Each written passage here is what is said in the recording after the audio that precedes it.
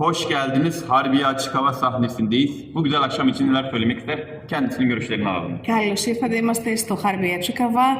Τι θα θέλετε να πείτε για αυτόν τον ωραίο χώρο και γιατί αυτή η σημερινή βραδιά? Ο χώρος είναι μαγικός. Καλώς σας βρήκα. Σας ευχαριστώ που είστε όλοι εδώ.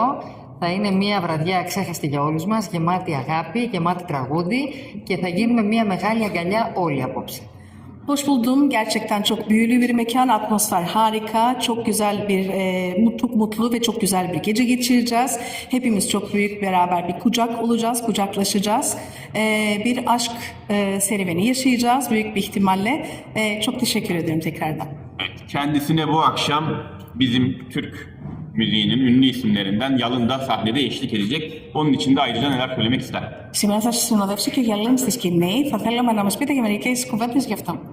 Τι να πρωτοπώ για τον Γιάλιν, είναι φίλος μου, καταρχάς έγινε φίλος μου, είναι ένας σπουδαίος τραγουδιστής, του δείχνετε την αγάπη σας συγκινητικά και αυτό το έζησα εδώ 2 χρόνια πριν όταν είχα έρθει φιλοξενούμενοι του σε μια συναυλία και απόψε ούτε που το φανταζόμουν ότι θα μπορούσε να γίνει κάτι τέτοιο, έρχεται εκείνος σε μια diki μου συναυλία να τραγουδήσουμε παρέα, τον αγαπώ και τον ευχαριστώ μέσα από τα βάθη της καρδιάς μου για αυτή την όμορφη στιγμή.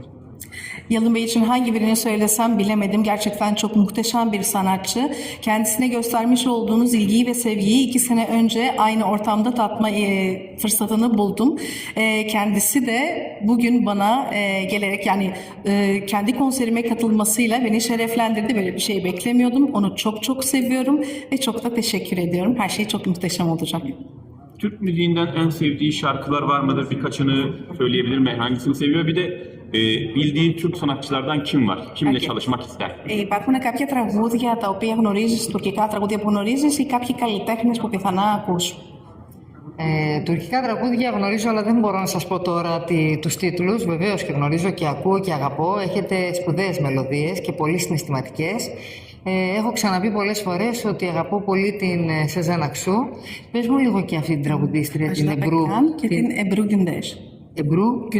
Εμπρού Γκιουντές και την Ασταπεκάν. Tabii ki dinliyorum. Çok sayısızca aslında şarkı dinliyorum. Fakat maalesef telaffuz edemediğimden dolayı hangisi olduğunu şu anda söylemeyeceğim. Melodileriniz çok güzel, tınınız harika ve çok duygusal şarkılarınız var. Bir kere daha söyleyeyim, buradan tekrar söyleyeyim. Sezen Aksu'yu, Ajda Pekkan'ı ve Ebru Gündeş'i dinliyorum. Neden olmasın? Belki bir işbirliği de olur. Natasha Hanım Türkiye'de bilinen ve sevilen bir isim. Türk halkı için en son neler söylemek ister? Görüşlerini de alalım. Και ένα τελευταίο μήνυμα για τον τουρκικό λαό που σε αγαπάει πάρα πολύ, καθώς είσαι πάρα πολύ γνωστή και σε ξέρουν στην Τουρκία.